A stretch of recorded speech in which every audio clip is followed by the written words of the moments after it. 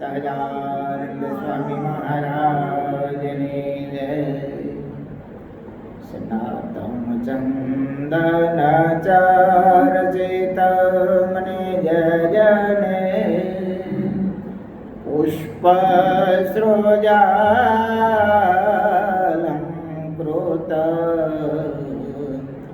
પ્રાત સૂર્યમયુખ સેવિતમુખમ શ્રી ચંદ્રશાલોકરે ઋતુઆરોટક મે કપાણે તલકે પંક્વાનસ્તેન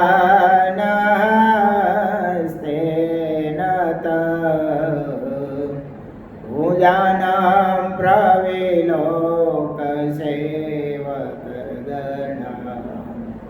વંદે સદા સ્વામિનં વંદે સદા સ્વામિનં વર્ણિવેશ રમણીય દર્શનં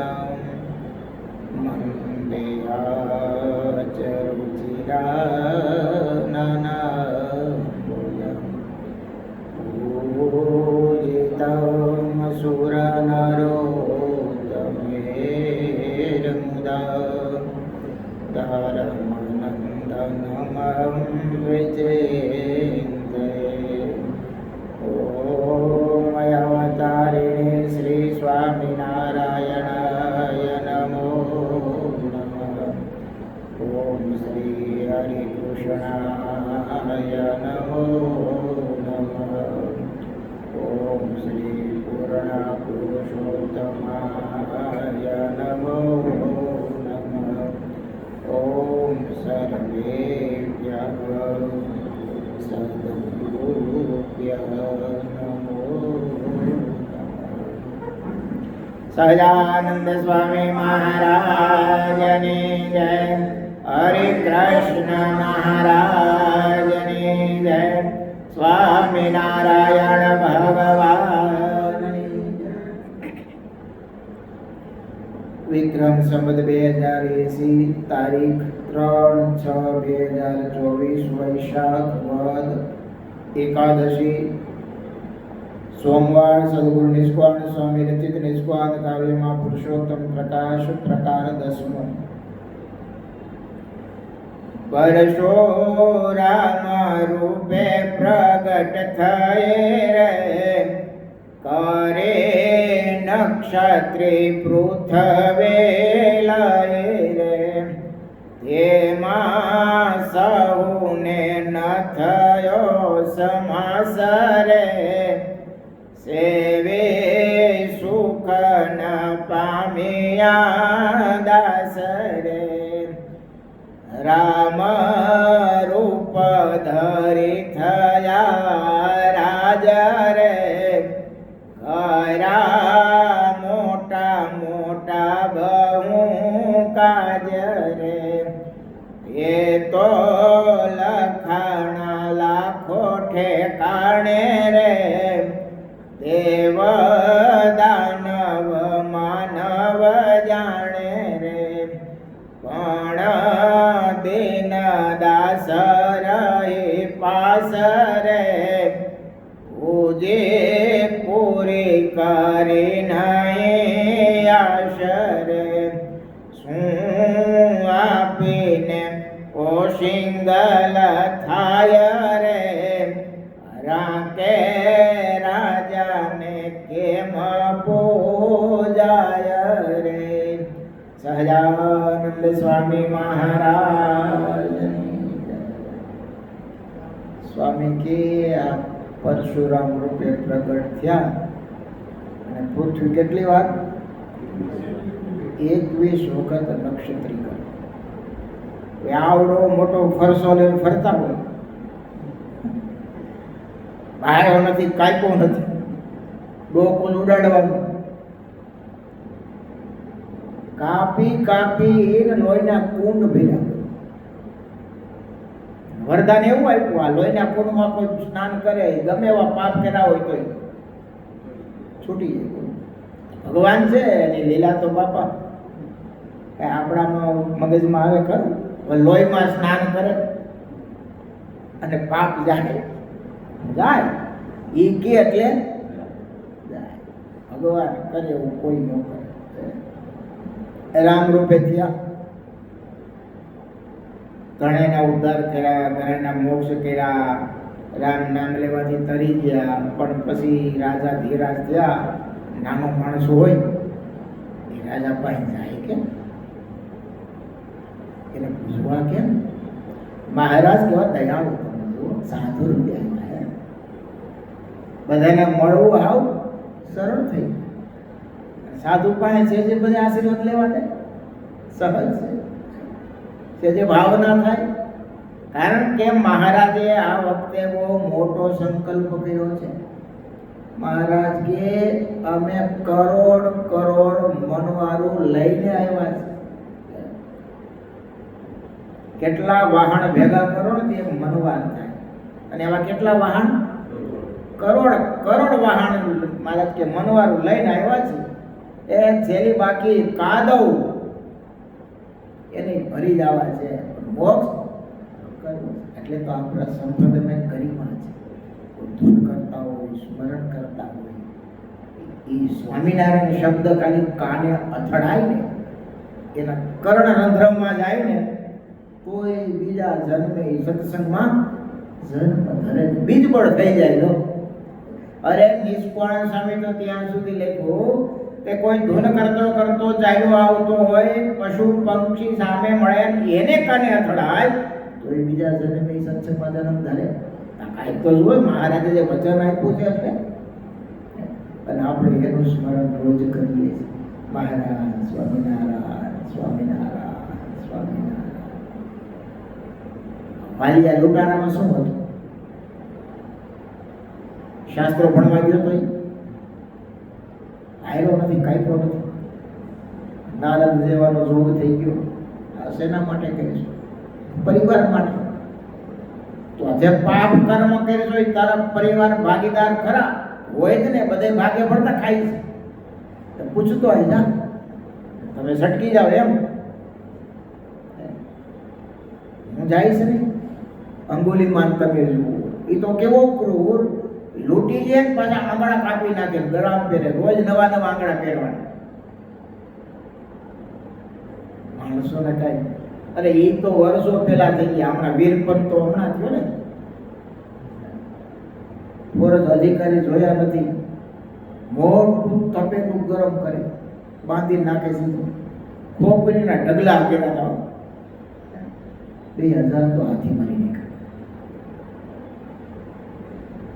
માણસ તો મગજમાં હું છે. હિટલર 8000 યહૂદીને કચંગારો બોલે, 8 લાખ.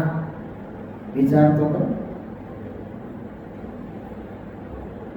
માણસના મગજમાં ક્યારે હું આવે કઈ નક્કી હોતું નથી. ભારત કે આના ભાગીદાર કોણ થશે? બધા પૂછતો હોય, પૂછું કે હું આ પાપ કઈ કરું છું, પૈસા લાવું છું, તો આપણે ખાઈ પીએ છીએ, તો તમે આમાં ભાગ રાખશો? અમે ક્યાં તમને કહીશું તમે પાપ કરીને લાવો? આમાં અમે કઈ ભાગ રાખવાના? કોઈ હા પાડી નહીં. આને ઓલા સાધુ કે છે સાચું, અને લાગી જવાય. રામ રામ રામ રામ કરવું લાગ્યું, રામ ફળો થઈ ગયો. તમે જુઓ, સ્મરણ કરવાથી શું નથી થતું?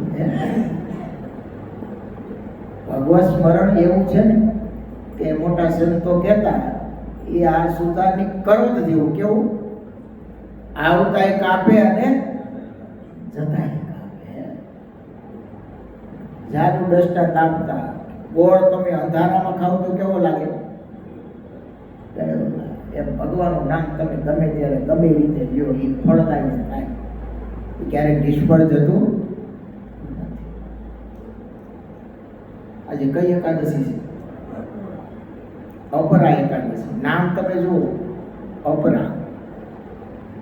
અપાર ફળને આપનાર, સીધો અર્થ એવો છે. કેવું? અપાર ફળને આપનાર. આમ તો બ્રહ્માંડ પુરાણમાં ભગવાન વ્યાસે કૃષ્ણ અને યુધિષ્ઠિરના સંવાદ રૂપે એનો મહિમા થોડોક લખ્યો છે.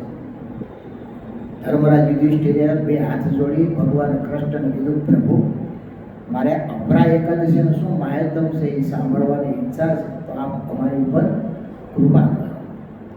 ત્યારે કૃષ્ણ ભગવાન કે આ અપરા એકાદશી છે એ પેલા તો મોટા પુણ્યને આપનારી છે.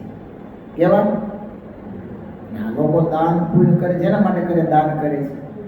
પડગો બંધાવે, વાવો ખોદાવે, આ વિદ્યાદાન કરે, ગાયોને નિરણ નાખે, ચબૂતરા બનાવે, પરોપકાર કરે, સદાવતો ચલાવે. શેના માટે?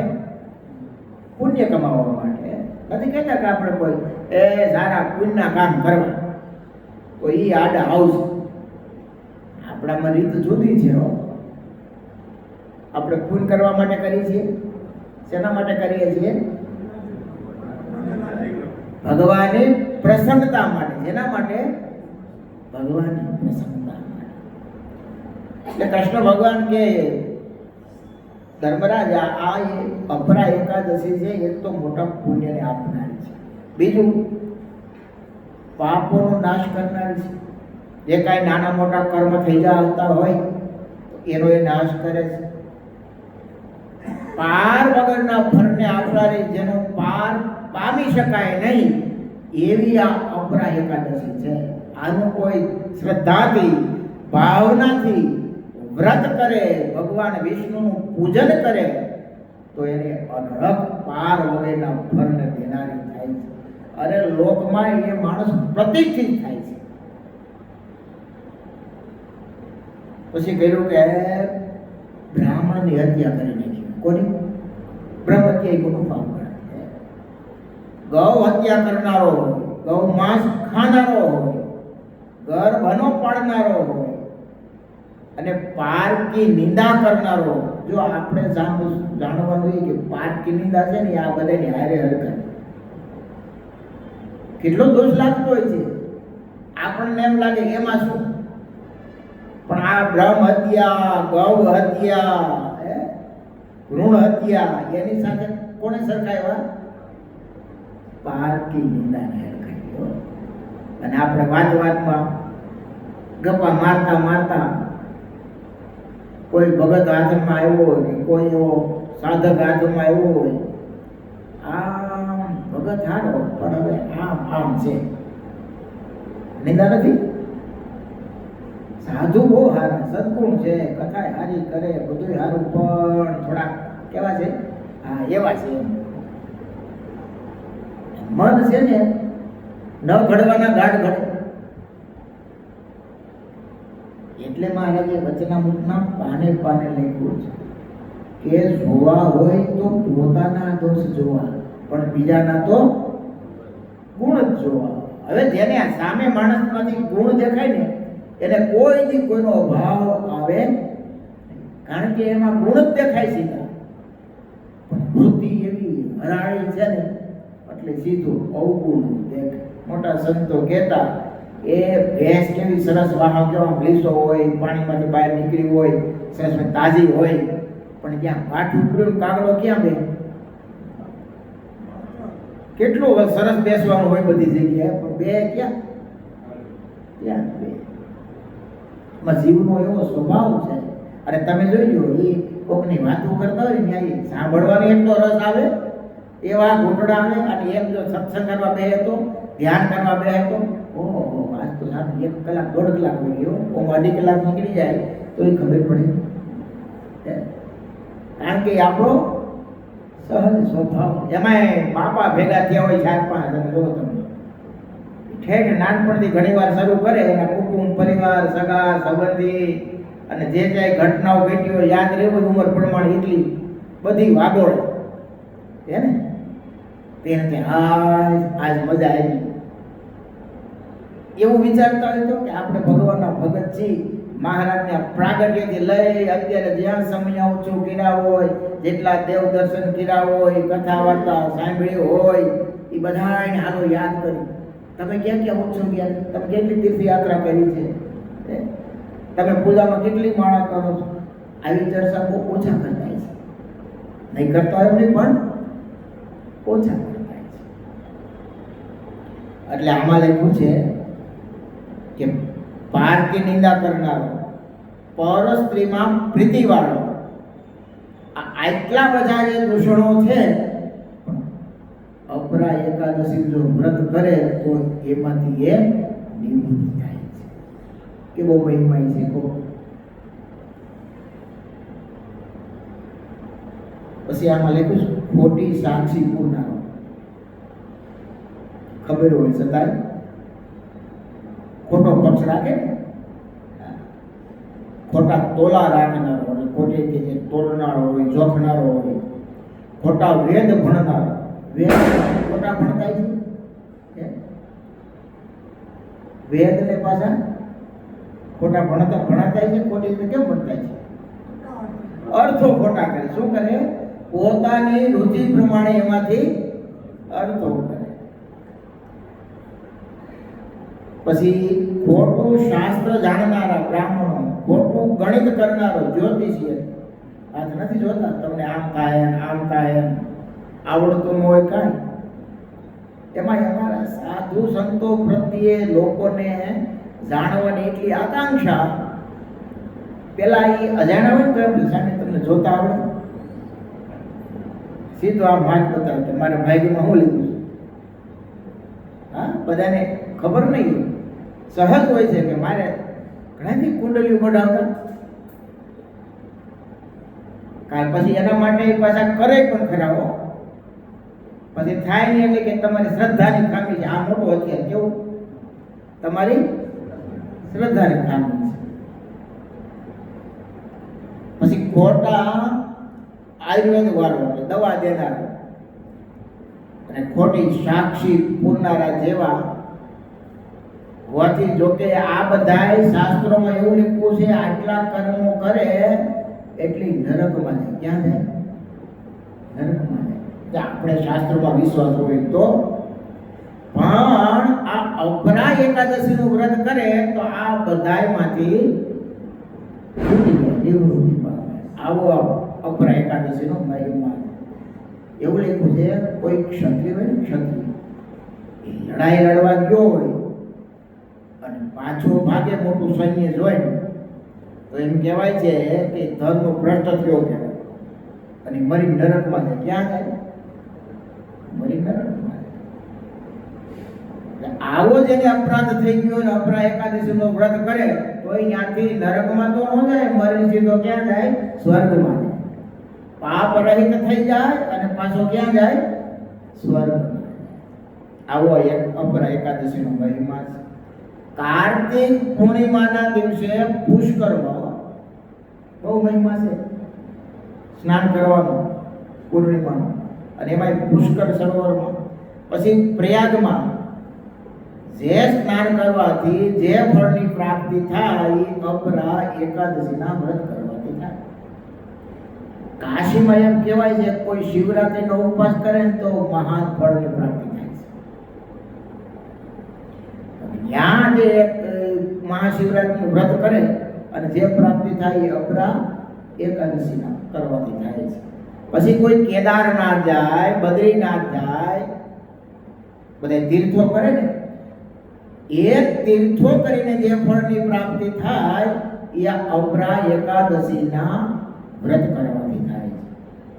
કુરુક્ષેત્ર હોય, એમાં ગ્રહણ હોય, અને એ દિવસે કોઈ હાથીનું દાન કરે, ગ્રહણ તો કરે હો, પાછા હાથીનું દાન કરે, ઘોડાનું દાન કરે, ગાયનું દાન કરે, સુવર્ણનું દાન કરે, જે ફળની પ્રાપ્તિ થાય એ આ અપરા એકાદશીના વ્રત કરવાથી થાય છે.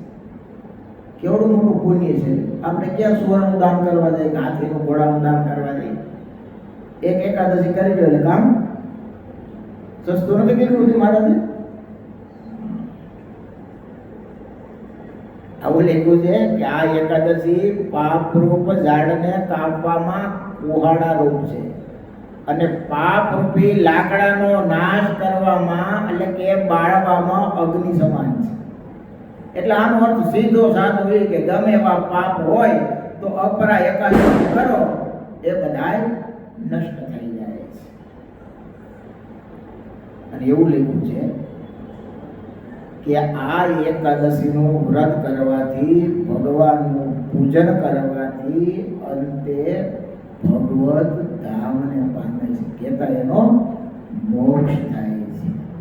અરે આનો ખાલી પાઠ કોઈ કરે ને, પાઠ કરે, કોઈ ખાલી એનું શ્રવણ કરે તો એ આ બધાય પાપથી નિવૃત્ત થાય છે. આવો અપરા એકાદશીનો મહિમા છે. પણ તમને ખબર તો છે એકાદશી કેમ કરવી? ખાલી ઉપવાસ કરીને નથી થતું. એકાદશી દશમના દિવસે ચાલુ થઈ જાય.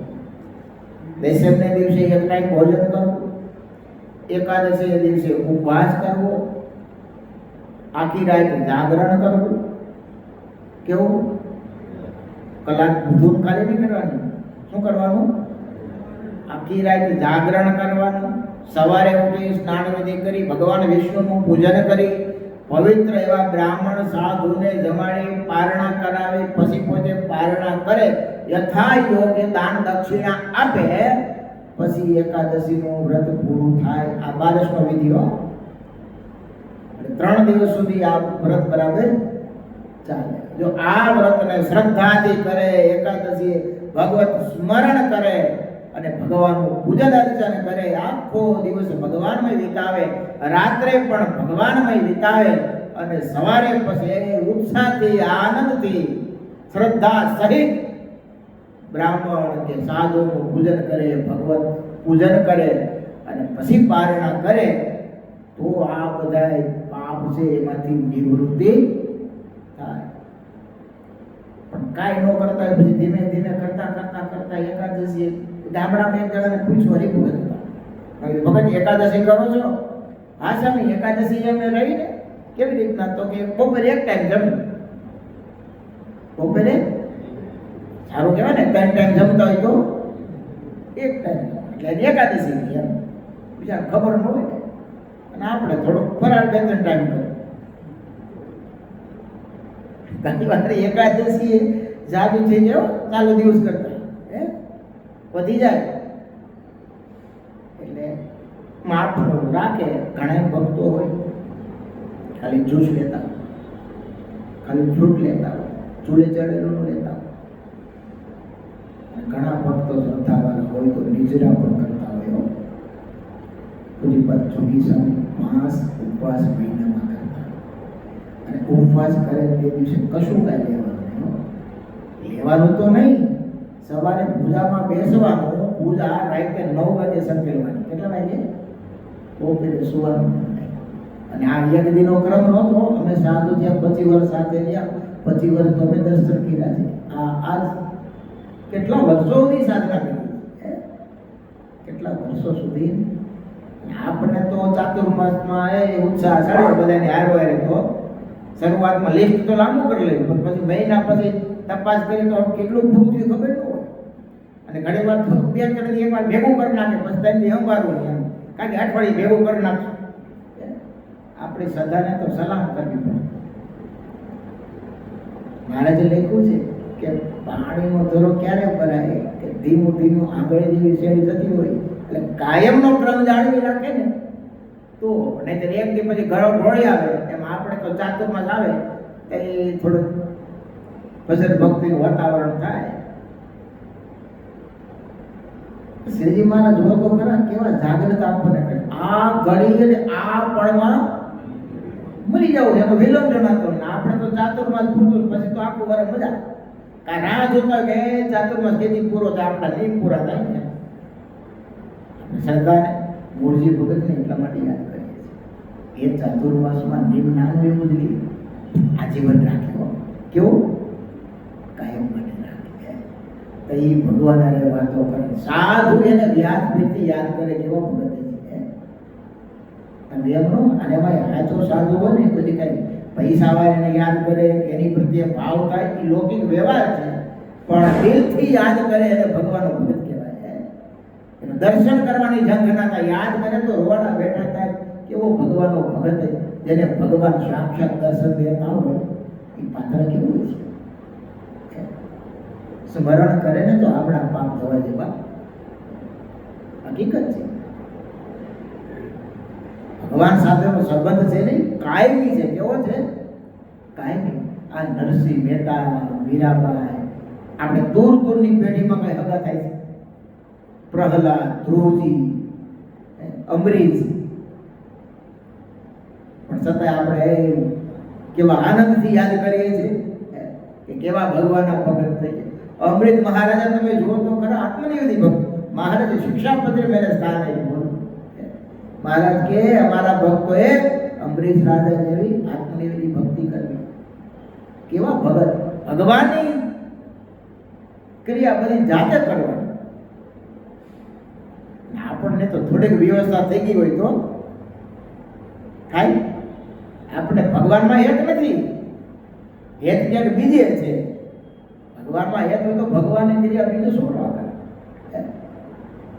અમરીશ આવો મોટો રાજા, એને નોકર ચાકર નહીં હોય, કુવે પાણી ભરવા જવાનું હો, ગામની બહાર જાતે પાણી ભરવા જવાનું.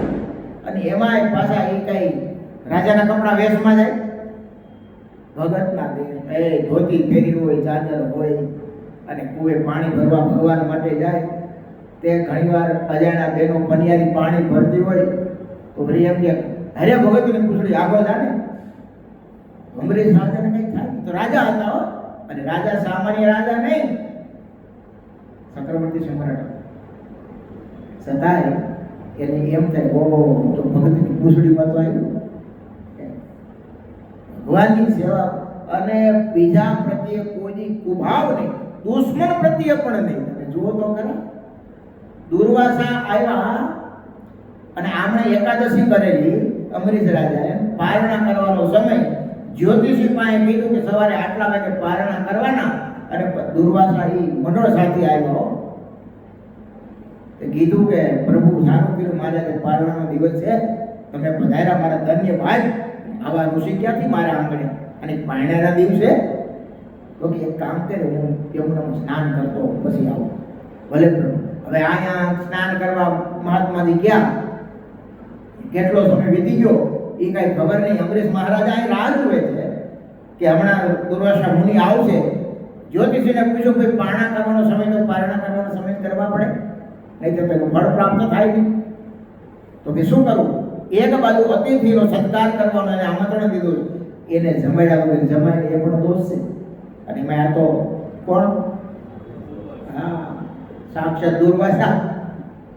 એને વચ્ચેનો રસ્તો કર્યો. કાં તમે તુલસી પત્ર મોઢામાં મૂકો, અથવા તો ભગવાને ધરાવેલું જે અભિષેકનું જળ છે એનું પાન કરો, એટલે પાયણા થયા કહેવાય, અને પાયણા ન પણ કિના કહેવાય. આમ રિયાની હાથમાં એ તૈયારી કરતા હતા, મોઢામાં જળપાન કરતા હતા કે આ મહાત્માની બધાય. આ તો પાછું પેલું શું ખબર છે? ભગવાન જો રક્ષા કેમ કરે.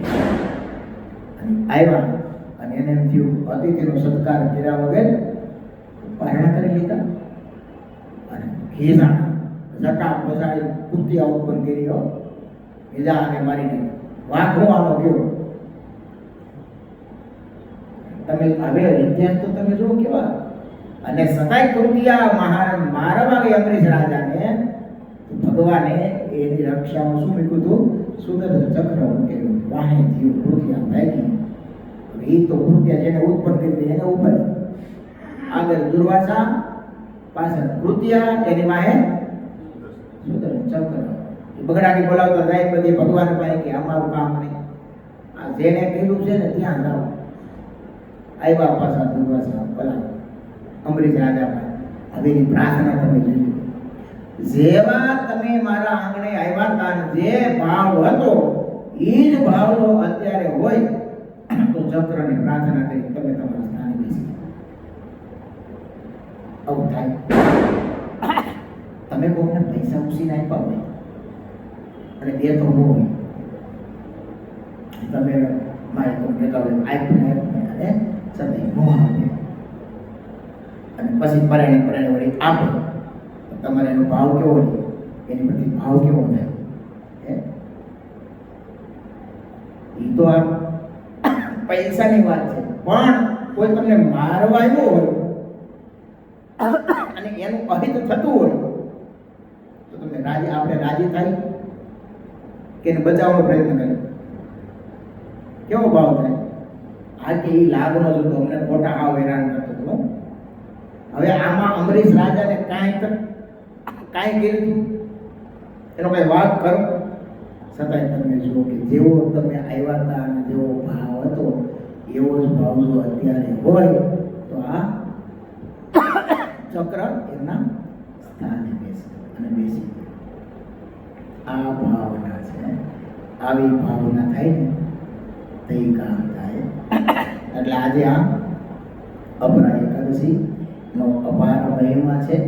જેની શ્રદ્ધા અને ભાવના હોય એ એકાદશી વ્રત કરી ભગવાનની પ્રસન્નતા પ્રાપ્ત કરી શકે છે. સહજાનંદ સ્વામી મહારાજ. સ્વામિનારાયણ સ્વામિનારાયણ.